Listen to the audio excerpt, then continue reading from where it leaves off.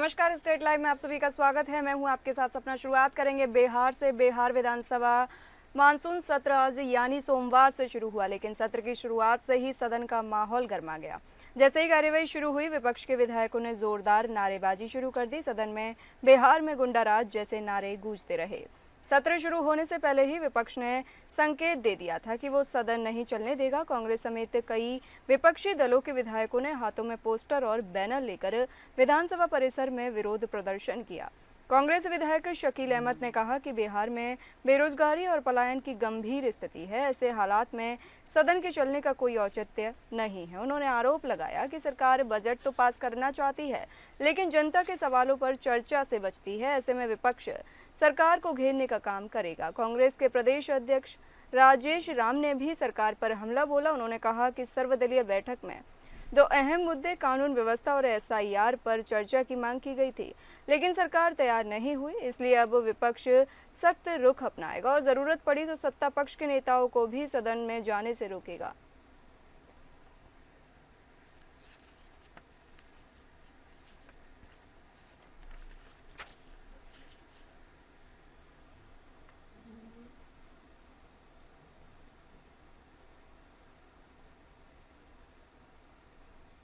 Patna city के भद्र घाट पर सोमवार को गंगा स्नान के दौरान बड़ा हादसा हो गया। स्नान के दौरान 5 बच्चे गंगा नदी में डूब गए। मौके पर मौजूद एसएसबी यानी सशस्त्र सीमा बल के जवानों ने तुरंत रेस्क्यू ऑपरेशन चलाया और 3 बच्चों को सुरक्षित बाहर निकाला। हालांकि 2 बच्चे अभी भी लापता हैं। स्थानीय प्रशासन और गोताखोरों की मदद से उनकी तलाश जारी है।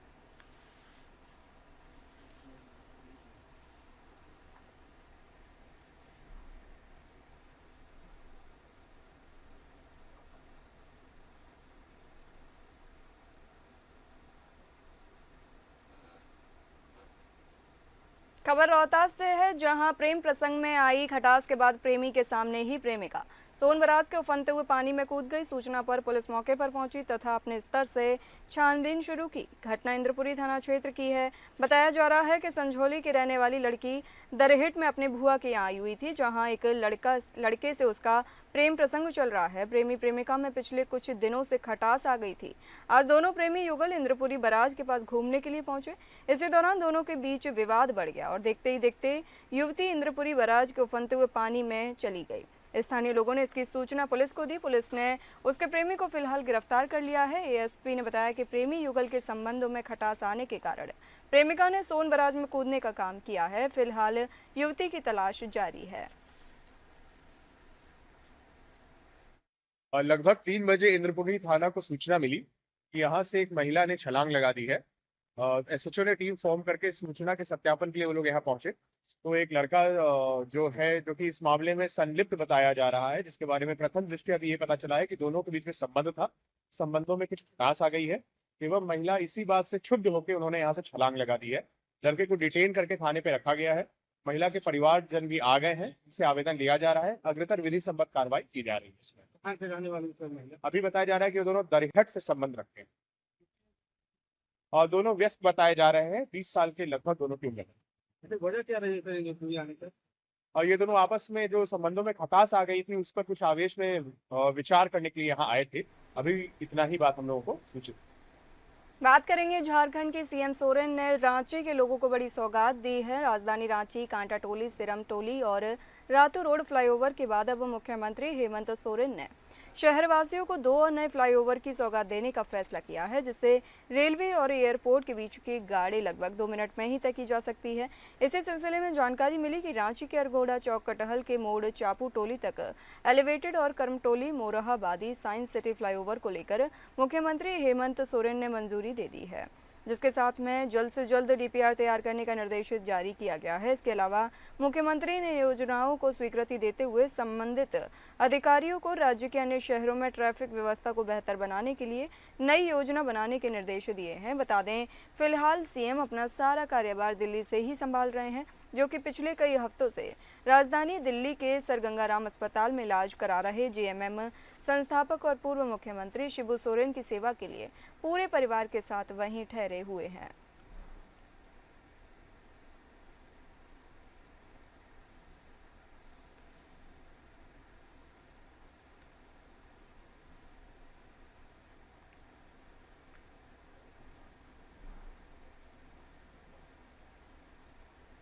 खनिज संपदा और खनन क्षेत्र की ऐतिहासिक विरासत के लिए विख्यात झारखंड अब देश का पहला ऐसा राज्य है जो माइनिंग टूरिज्म परियोजना की औपचारिक शुरुआत करने की दिशा में एक बड़ा कदम बढ़ा चुका है। जानकारी बता दें आपको, सोमवार को रांची स्थित प्रोजेक्ट भवन सभागार में इसी परियोजना को लेकर झारखंड पर्यटन विकास निगम और सेंट्रल कोलफील्ड्स लिमिटेड (सीसीएल) के बीच एक महत्वपूर्ण समझौता ज्ञापन पर हस्ताक्षर किए गए हैं।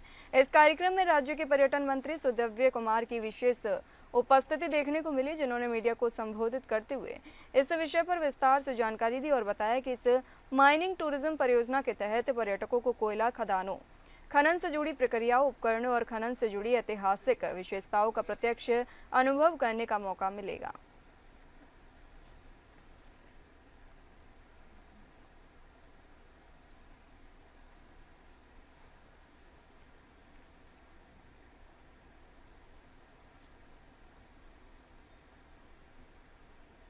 सावन के दूसरे सोमवार की सुबह रांची के पहाड़ी मंदिर पहुंचकर भाजपा के वरिष्ठ नेता और 6 बार के विधायक सीपी सिंह अपने हाथों से श्रद्धालु और कांवड़ी यात्रियों को प्रसाद और दूध बांटते हुए नजर आए। इस दौरान उन्होंने मंदिर में जलाभिषेक करने हजारों की संख्या में पहुंच रहे लोगों की व्यवस्थाओं का भी ध्यान रखा।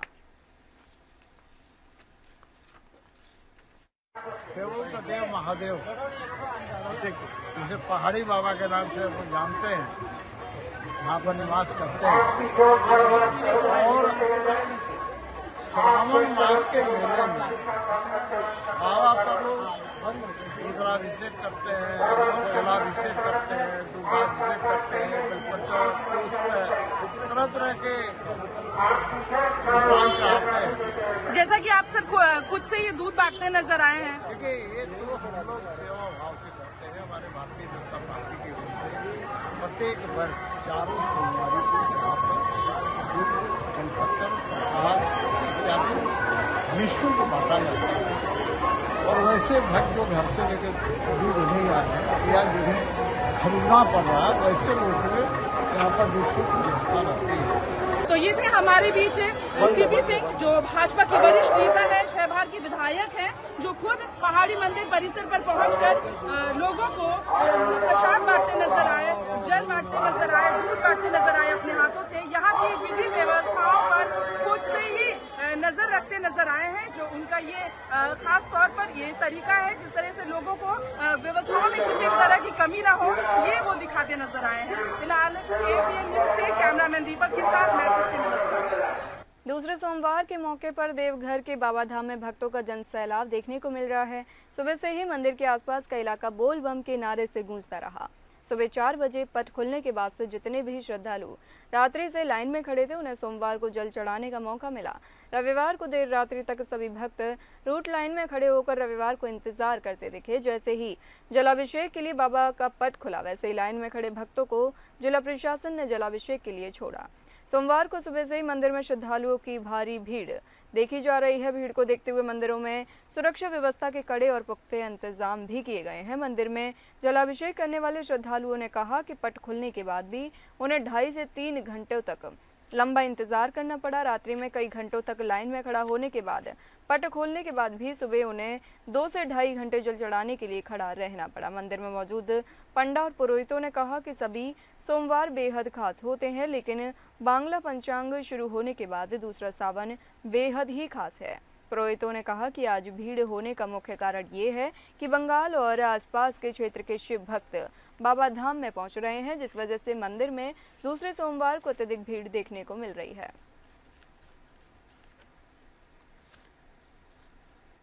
सियाराम झा चौक पे और आज सावन की दूसरी सोमवारी है, ऐसे में श्रद्धालुओं का जनसैलाब उमड़ चुका है और ये आप देख सकते हैं सावन की दूसरी सोमवारी में आप ये सियाराम झा चौक से हम दिखाते हैं बोल बम का ये भीड़ है, कतारबद्ध है और कहा जाए श्रद्धालुओं का जनसैलाब जो उमड़ा हुआ है, ये तकरीबन 4 से 5 किलोमीटर की आज की जो लाइनें हैं 4 से 5 किलोमीटर तक लगी हुई है। ऐसे में श्रद्धालुओं से जानते हैं कि वो 105 किलोमीटर चल के आए हैं, उनको क्या बम जी क्या कहिए, कैसा व्यवस्था है? बहुत बढ़िया है। हम लोग 11 बजे से लाइन में खड़े हुए हैं, मधेपुरा जिला से आए हैं, थक गए हैं, बहुत परेशान है। सुविधा के बारे में क्या कहना चाहते हैं? सुविधा तो पानी केला दे रहा है। इसके बाद और कुछ नहीं। कैसा बंदी कैसा लग रहा है देवघर पहुंच के? व्यवस्था ठीक नहीं है, झारखंड का सरकार का कोनो लूट नहीं है। सुबह 3 बजे से हम लोग को दौड़वा रहा, अब देख रहे उधर से निकल रहा, मैंने जिसका व्यवस्था ठीक सब नहीं, 3 बजे से इधर दौड़ा रहा है। जो उधर से पंकज पांडे की गढ़वा जिले के सिवधोड़ा मंदिर में सावन के दूसरे सोमवार को भक्तों की भीड़ उमड़ी। भक्तों ने पूरी श्रद्धा और भक्तिभाव से बाबा भोलेनाथ की पूजा अर्चना की और मनोकामनाओं की पूर्ति के लिए अर्जी लगाई। स्थानीय लोगों के अनुसार यह मंदिर प्राचीन काल से यहाँ स्थित है और मान्यता है कि जो भी श्रद्धालु सच्चे मन से यहाँ माथा टेकता है उसकी सभी मनोकामनाएं पूरी होती हैं। सावन के महीने में हर सोमवार को यहाँ विशेष श्रृंगार पूजा का आयोजन किया जाता है, जिसमें स्थानीय श्रद्धालु बढ़ चढ़ कर हिस्सा लेते हैं। मंदिर में सुबह से ही जलाभिषेक और पूजा अर्चना का सिलसिला शुरू हो गया था। भक्तों ने बेलपत्र, धतूरा, भांग आदि अर्पित कर भोलेनाथ को प्रसन्न करने का प्रयास किया।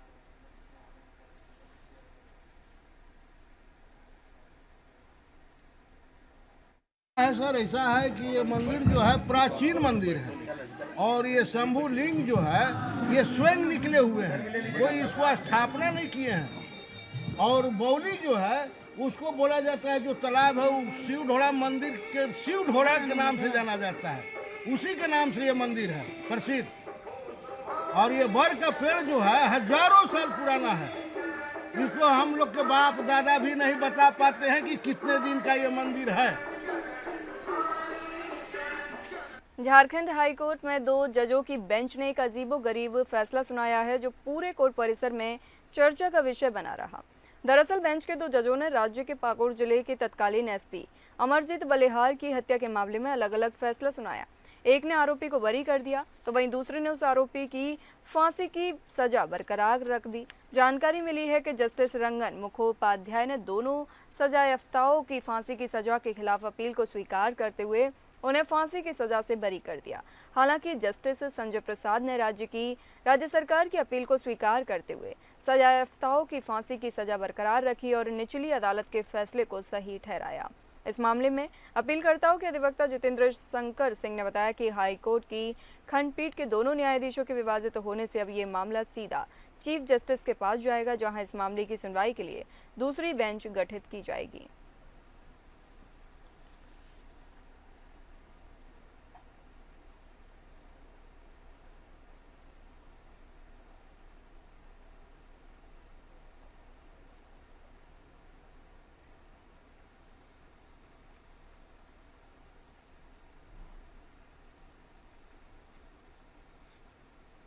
बेरमो प्रखंड के अंतर्गत सीसीएल द्वारा जंगल कटाई को लेकर कई दिनों से विवाद चलता आ रहा है, जहां एक पक्ष जंगल काटने का समर्थन कर रहा है तो दूसरा पक्ष विरोध कर रहा है। आपको बताते चलें कि सीसीएल के कारो परियोजना से सटे जंगल को कारो प्रबंधन द्वारा काटा जा रहा है। यह कार्य आउटसोर्स कंपनी को दिया गया है, जिसका विरोध विस्थापित नेता वतन महतो की अगुवाई में किया जा रहा है। वहीं दूसरा पक्ष जितेंद्र महतो की अगुवाई में सीसीएल द्वारा जंगल कटाई को समर्थन दे रहे हैं, जिसको लेकर इस मामले में सैकड़ों ग्रामीण महिला और पुरुष आपस में भिड़ गए, जिससे विवाद और ज्यादा बढ़ गया है। इसके संदर्भ में मीडिया से बातचीत करते हुए विस्थापित नेता वतन महतो ने कहा कि इस जंगल को अवैध रूप से काटा जा रहा है। वहीं दूसरे पक्ष ने कहा कि राज्य सरकार और केंद्र सरकार के आदेश अनुसार जमीन का विस्तारीकरण होना है। यहाँ के बैठकारों के ग्रामीण और महिलाएं लोग यहाँ चिपकू आंदोलन कर रहे हैं, लेकिन बार बार प्रबंधन से हम लोग मांग रहे हैं पेपर कि आपको एनओसी मिला है, एनओसी दिखाइए। तो आज तक जंगल का एनओसी नहीं दिखाया है। जंगल से पहले तो ये यहाँ के बैठकारों के जो जमींदार के ज़मीन है, उनके पूर्वजों के नाम पे ज़मीन है। तो 30 साल का जब फॉरेस्ट नोटिफिकेशन हुआ है तो 30 साल के बाद वापस आ गया यहाँ पर ग्रामीणों का। लेकिन आज तक जो है आज तक जो है अभी तक जो है कोई एनओसी मांग रहे हैं। कल एसडीएम साहब के साथ 11:30 बजे वार्ता है, वहाँ पर जीएम को भी बुलाया गया, पीओ को भी बुलाया गया है। वहाँ बातचीत होगी कि क्या मामला है। हम लोग शुरू से आंदोलन कर रहे हैं, गवर्नर साहब से भी मिले हैं और डीसी महोदय को भी दिए हैं हम लोग चिट्ठी, लेकिन अभी तक कोई जवाब नहीं आया। बात करेंगे छत्तीसगढ़ की। छत्तीसगढ़ के मुख्यमंत्री विष्णुदेव साय आज राजधानी रायपुर स्थित सरदार बलबीर सिंह जुनेजा इंडोर स्टेडियम में आयोजित वाको इंडिया राष्ट्रीय किक बॉक्सिंग चैंपियनशिप 2025 के समापन एवं पुरस्कार वितरण समारोह में शामिल हुए। मुख्यमंत्री साय ने इस अवसर पर देश के 28 राज्यों से आए लगभग 1200 प्रतिभागियों और 300 कोचों का भगवान श्री राम की ननिहाल और माता कौशल्या की पावन धरती छत्तीसगढ़ में हार्दिक स्वागत एवं अभिनंदन करते हुए कहा कि ये राज्य का सौभाग्य है कि वाको इंडिया राष्ट्रीय किक बॉक्सिंग फेडरेशन ने इस प्रतिष्ठित आयोजन के लिए छत्तीसगढ़ को चुना। मुख्यमंत्री ने प्रतिभागियों को छत्तीसगढ़ राज्य की विशेषताओं से अवगत कराते हुए बताया कि केंद्रीय गृह मंत्री अमित शाह के संकल्प के अनुरूप छत्तीसगढ़ में नक्सलवाद अब अपने अंतिम चरणों में है। उन्होंने देश भर से आए खिलाड़ियों को आग्रहपूर्वक छत्तीसगढ़ घूमने का नियंत्रण भी दिया।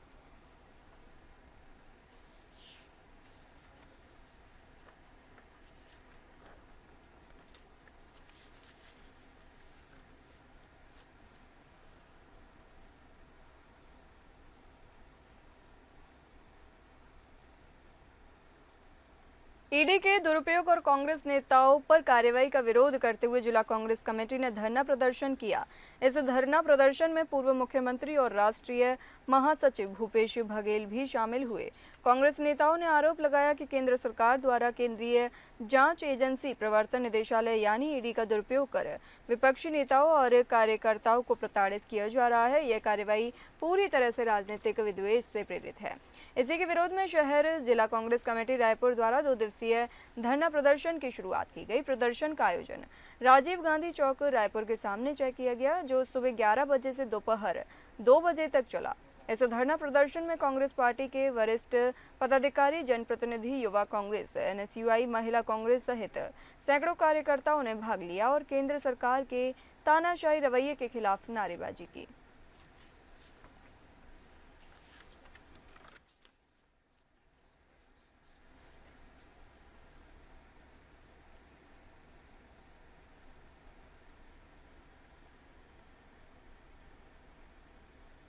कारगिल युद्ध के शूरवीरों को श्रद्धांजलि देने के उद्देश्य से भारतीय सेना के छत्तीसगढ़ एवं ओडिशा सब एरिया द्वारा राइड फॉर विक्ट्री नामक एक भव्य बाइक रैली का आयोजन किया गया। यह रैली नवा रायपुर स्थित मिलिट्री स्टेशन से प्रारंभ होकर छत्तीसगढ़ के प्रसिद्ध पर्वतीय दर्रे केशकाल घाटी तक आयोजित की गई।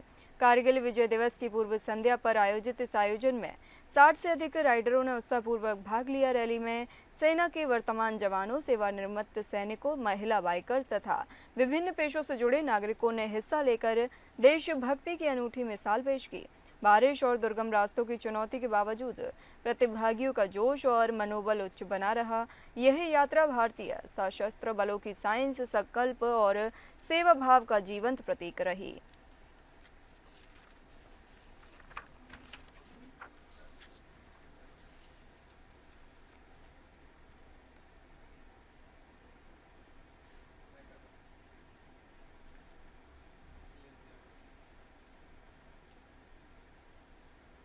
ग्राम पंचायत कुगदा में शासकीय चारागाह भूमि पर अवैध कब्जा, आम रास्ता रोकने, जाति सूचक गाली गलौज और जान से मारने की धमकी देने का गंभीर मामला सामने आया है। इसको लेकर ग्रामवासियों में आक्रोश फैल गया और लगभग 30 से 40 ग्रामीणों ने शिवरी नारायण थाना पहुंचकर अनुज राम कश्यप के विरुद्ध लिखित शिकायत दर्ज कराई। जानकारी के अनुसार ग्राम पंचायत कुगदा के पशुओं को चराने के लिए चरवाहे के माध्यम से शासकीय चारागाह की ओर ले जाया जा रहा था, जो कि एक आम सार्वजनिक रास्ते से होते हुए नाले की दिशा में जाता है। यह रास्ता ग्राम के ही अनुज राम कश्यप द्वारा जबरन कब्जा कर अवरुद्ध कर दिया गया।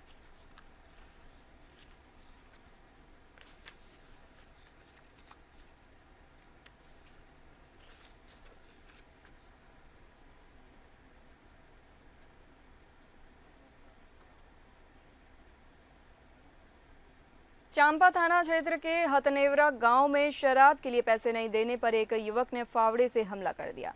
पुलिस ने घटना के कुछ ही घंटों में आरोपी को गिरफ्तार किया और उसके कब्जे से वारदात में प्रयुक्त फावड़ा भी बरामद किया है। जानकारी मिली है कि आरोपी अमृतलाल पटेल नशे का आदी है। वह आए दिन अपने आसपास के लोगों से शराब पीने के लिए पैसे की मांग करता है और मना करने पर गाली गलौज व झगड़ा करता था। 19 जुलाई की दोपहर लगभग 3 बजे अमृतलाल पटेल लोहे का फावड़ा लेकर नरेश कुमार पटेल के पास पहुंचा। उसने शराब के लिए पैसे की मांग की और अचानक फावड़े से हमला कर दिया।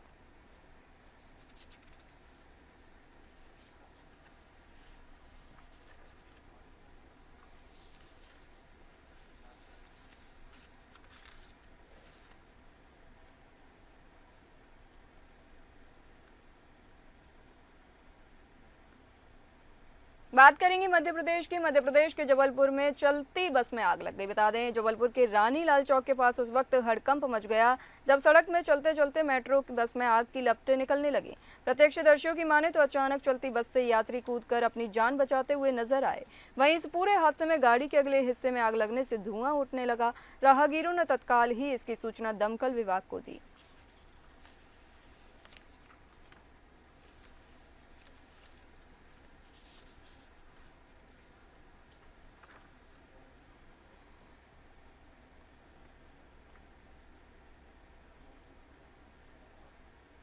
जबलपुर की एक बुजुर्ग महिला से धोखाधड़ी का मामला सामने आया है। बता दें, डिजिटल अरेस्ट कर बुजुर्ग महिला को 45 लाख की धोखाधड़ी का मामला सामने आया है। साइबर अपराधियों ने खुद को सीबीआई अधिकारी बनकर बुजुर्ग महिला से फोन पर बात की। साइबर ठगों ने बुजुर्ग को अरेस्ट वारंट का भय दिखाकर डिजिटल अरेस्ट कर लिया और उसके अकाउंट में से 45 लाख रुपए RTGS के माध्यम से ट्रांसफर करवाए, जिसकी शिकायत बुजुर्ग द्वारा साइबर क्राइम जबलपुर में की गई।